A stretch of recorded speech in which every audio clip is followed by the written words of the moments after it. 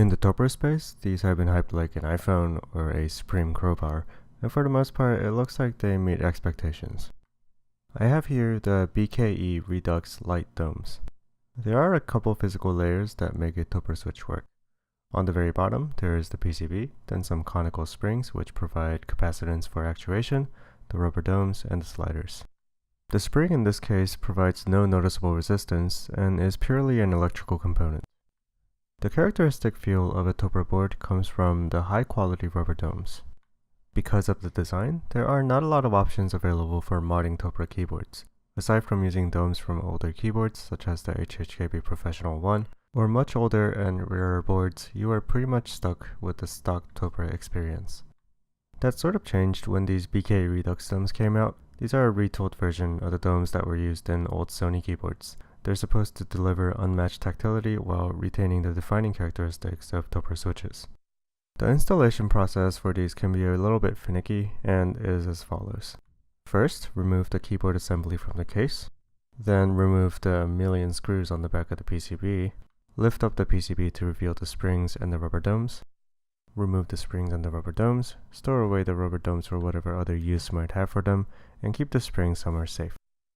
With the keyboard assembly facing down, place the Redux domes in each of the keys. There are little indents in the domes that match the posts on the keyboard, so use this to guide you. Do note that Topre clone keyboards like NIS don't have these, so aligning them might be a little bit harder. After you place all the domes, drop in the springs. Try your best to center them in the domes. When everything is in place, carefully put the PCB back on and screw back the million screws. At this point, before reassembling the case, you should test out all your keys to make sure that they actuate. If you have misaligned springs, they might not work.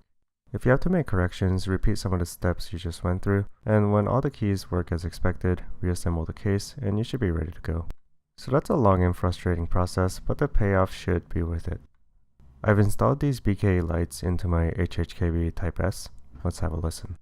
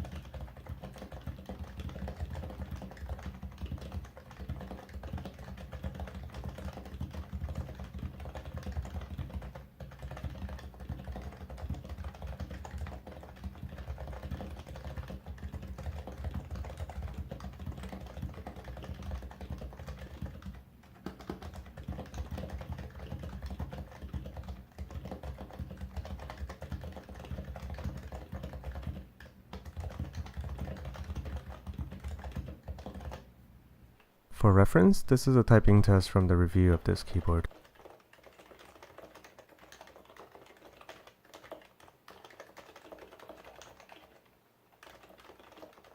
When you finish the mod, you'll find that you now have a completely different keyboard. You probably noticed from the typing test that it's now a lot louder. This is because the massively increased tactility that pushes up on the sliders with more force than before. It actually makes the silenced Type S sound a lot closer to stock Topre. I'd say that with this mod, you're probably looking at a 40% volume increase in silenced Topre. I can't say about the others since I don't have a regular Topre board at this time. I think with the BKE light domes installed, my HHKB is now too loud to be used in a quiet public setting like in a library. It's about as loud as a particularly spirited typist on a regular rubber dome keyboard. I think this might be one place where a thicker silencing ring may be required to reach the desired volume. The feel of the switches is also greatly changed. I didn't take any measurements or anything fancy like that, but I think there is about a 60% increase in the intensity of the tactile bump. The tactile event is so distinct and instant that it almost feels a little too harsh. After typing for about half an hour, my fingers felt a bit tingly, like if you were holding onto a railing that someone was tapping. Not bottoming out is already pretty hard with regular Topre, and it's pretty much impossible on the BKE domes. Even when pressing a single switch very slowly, it's very difficult to stop yourself before reaching the bottom of the keystroke. If you can buy the argument connecting finger fatigue and bottoming out, these will get your hands tired pretty quickly, even though they're not really heavy in the spring weight sense. This is somewhat helped by the fact that rubber domes have a soft-ish bottom out, but it's still a bit jarring. I will admit that using the board is now very satisfying. I have experience with a lot of MX style switches, and none of them even come close to matching the BKE dome's tactility. Maybe except the brand spanking new box Royals, but more on that in a later video. There is a trade-off though. I found that my typing speed took a little bit of a hit when compared to stock Topre as well as other MX style switches. I think this is because I'm not so used to having to travel all the way down and then all the way back up before another key press is viable.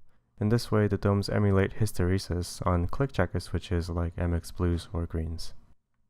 So I think BKE domes really live up to the hype. It can be seen as a big upgrade to the tactility in Topre keyboards, and it also marks another step towards a fully custom electrocapacitive slider over dome board, which will definitely be beneficial to the community. For me though, I think the domes are a little too extreme for everyday use. This is going to sound ridiculous for a lot of people, but I think the domes are a little too tactile.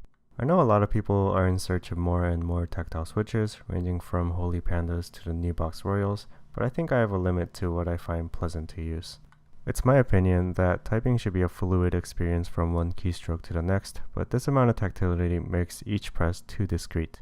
This is of course going to be great news for a lot of people, but I just don't think the BKE Redux Lights are for me.